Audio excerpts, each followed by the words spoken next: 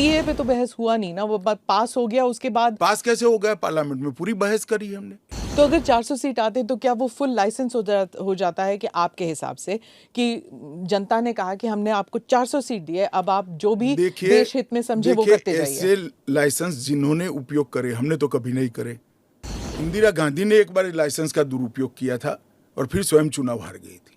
अगर आप 400 लेकर आते हैं तो फिर तो कुछ और ही हो सकता है, इन द सेंस कि प्रियम्बल तक आप बदल सकते हैं। जब जवाहरलाल नेहरू जी की पूर्ण बहुमत होती थी, इंदिरा जी की होती थी, राजीव गांधी को 400 सीट मिल गई, तो उस वक्त सब उचित था।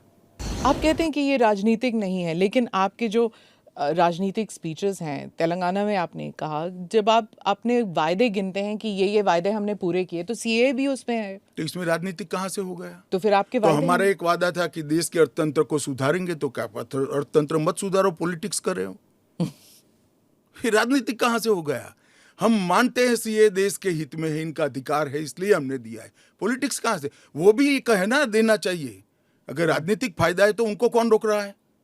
पर सीए पे तो बहस हुआ नहीं ना, वो बात पास हो गया, उसके बाद पास कैसे हो गया? पार्लियामेंट में पूरी बहस करी हमने। तो अगर 400 सीट आते तो क्या वो फुल लाइसेंस हो जाता है कि आपके हिसाब से कि जनता ने कहा कि हमने आपको 400 सीट दी है, अब आप जो भी देश हित में समझे वो करते जाइए। ऐसे लाइसेंस जिन्होंने उपयोग करे, हमने तो कभी नहीं करे।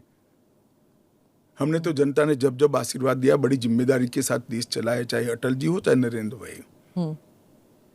इंदिरा गांधी ने एक बार लाइसेंस का दुरुपयोग किया था और फिर स्वयं चुनाव हार गई थी। तो इसका भी मैकेनिज्म पड़ा है ना।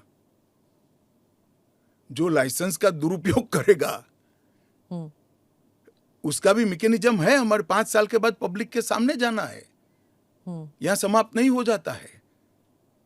ये आप कह रहे हैं, लेकिन जैसे फॉरेन मीडिया को अगर आप देखें, वो कह रहे हैं कि एक के बाद एक जो आपने किया है, चाहे ट्रिपल तलाक हो, 370 हो, सीएए हो। एक सेकंड, फॉरेन मीडिया को पूछे उनके देश में ट्रिपल तलाक है क्या? नहीं है। उनके देश में मुस्लिम पर्सनल लॉ है क्या? उनके देश में एक भी स्टेट में 370 जैसा प्रोविजन है क्या? पर हमारे में हिंदू लॉ भी तो है, सक्सेशन लॉ है। इसका नाम हिंदू लॉ है, वो देश का नागरिक कानून ही है। फिर मैं उसी सवाल पे आती हूँ, चाहे सीए हो, यूसीसी हो, या यूसीसी नहीं, सीए हो, या फिर 370 हो, ट्रिपल तलाक हो, ये सब आपकी मेजॉरिटी की वजह से ये सब स्मूथली हो गया। अगर आप 400 लेकर आते हैं तो फिर तो कुछ और ही हो सकता है, इन द सेंस कि प्रियम्बल तक आप बदल सकते हैं, सोशलिज्म हटा देंगे, सेक्युलरिज्म हटा देंगे। संविधान की रचना करते वक्त ये सारी चीजें बहुत सोच समझकर बनाई गई हैं। तो मुझे बताइए कि जब जवाहरलाल नेहरू जी की पूर्ण बहुमत होती थी, इंदिरा जी की होती थी, राजीव गांधी को 400 सीट मिल गई, तो उस वक्त सब उचित था? नहीं था ना, इसीलिए तो उन्हें हटा दिया गया। तो हम भी नहीं करेंगे, उचित नहीं करेंगे, हम संयम नहीं रखेंगे, सेल्फ डिसिप्लिन नहीं रखेंगे, तो हमें भी बदल देंगे। ये तो कोई तर्क नहीं हुआ। देखिए, नरेंद्र मोदी के पास, इस देश के प्रधानमंत्री के पास 10 साल का ए ग्रेड पास्ट रिकॉर्ड है और 25 साल का प्लानिंग है। 25 और साल 25 साल का प्लानिंग उन्होंने बनाया है कि 15 अगस्त 2047 को भारत पूर्ण विकसित भारत होगा।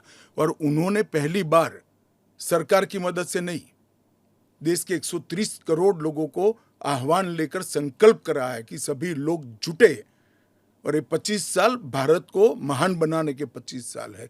और मुझे बड़ा गर्व है कि मेरे नेता के आह्वान पर पूरा देश आज इस संकल्प से संकल्पित होकर अमृत काल के लिए तैयार होकर खड़ा है।